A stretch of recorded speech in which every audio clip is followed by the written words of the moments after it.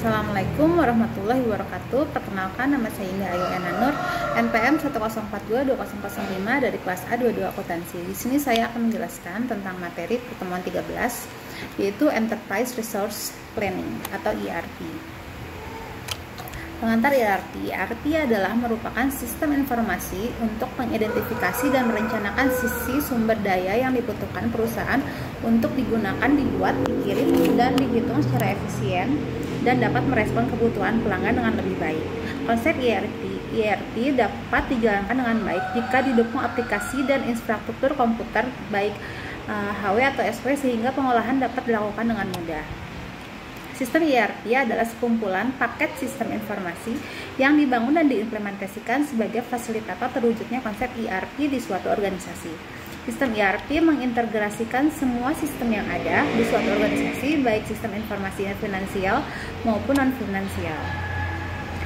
Enterprise. Makna enterprise tidak bisa diwakili oleh organisasi atau perusahaan, tetapi enterprise digunakan untuk menggambarkan situasi bisnis secara umum dalam suatu entitas korporat dalam berbagai ukuran, mulai dari bisnis ukuran kecil hingga bisnis raksasa.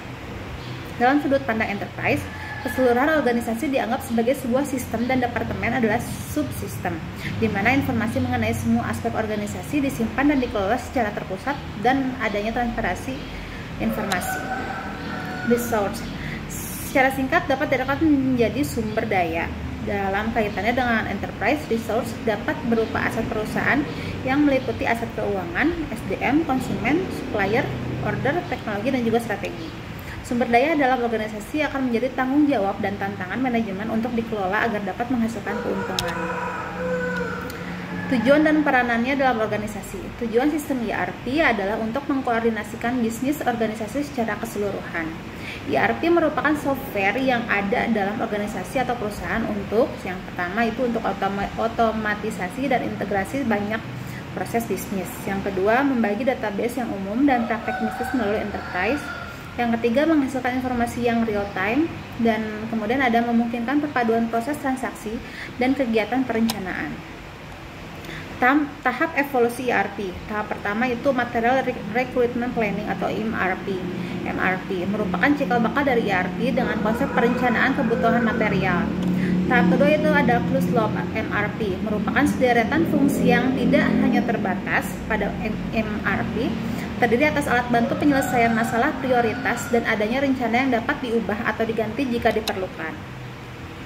Kemudian tahap yang ketiga ada Manufacturing Resource Planning atau MRP2, merupakan pengembangan dalam closed loop MRP yang ditambahkan 3 elemen, yaitu perencanaan penjualan dan operasi, antarmuka keuangan, dan simulasi analisis dari kebutuhan yang diperlukan.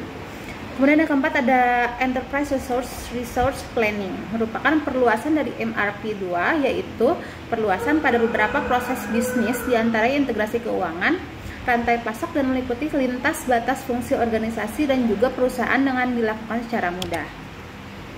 Kemudian yang terakhir ada tahap 5 Extended ERP atau ERP2, merupakan perkembangan dari ERP yang diluncurkan tahun 2000 serta lebih kompleks dari ERP sebelumnya. Di dalam konteks akuntansi dan keuangan, komponen ERP akuntansi dan keuangan mengelola data akuntansi dan proses keuangan dalam perusahaan dengan fungsi seperti buku besar, hutang, piutang, penganggaran, dan manajemen aset. Yang kemudian sumber daya manusia. Komponen ERP SDM melacak informasi karyawan termasuk penggajian, tunjangan, kompensasi, penilaian kinerja, dan mengasumsikan kepatuhan terhadap persyaratan hukum di berbagai yurisdiksi dan otoritas pajak. Manfaat sistem ERP menawarkan sistem terintegrasi di dalam perusahaan sehingga proses dan pengambilan keputusan dapat dilakukan secara lebih efektif dan efisien, memungkinkan melakukan integrasi secara global, kemudian menghilangkan kebutuhan pemutakhiran dan koreksi data seperti yang terjadi pada sistem yang terpisah, kemudian memungkinkan manajemen mengelola operasi dan tidak memonitor saja dan lebih mampu menjawab semua pertanyaan yang ada. Kemudian membantu melancarkan pelaksanaan manajemen rantai pasok serta memadukannya, memfasilitasi hubungan komunikasi secara internal dan eksternal dalam dan luar organisasi, dapat menurunkan kesenjangan antara pemrograman dengan cara perawatan sistem yang syah, dapat menurunkan kompleksitas aplikasi dan teknologi. Keuntungan ERP. Satu, akurat data. Integrasi data keuangan mengintegrasikan data keuangan sehingga TOP manajemen bisa melihat dan mengandalkan kinerja keuangan perusahaan dengan lebih baik. Standarisasi data dan informasi, menstandarkan data dan informasi melalui keseragaman pelaporan, terutama untuk perusahaan besar yang biasanya terdiri dari banyak unit bisnis dengan jumlah dan jenis bisnis yang berbeda-beda.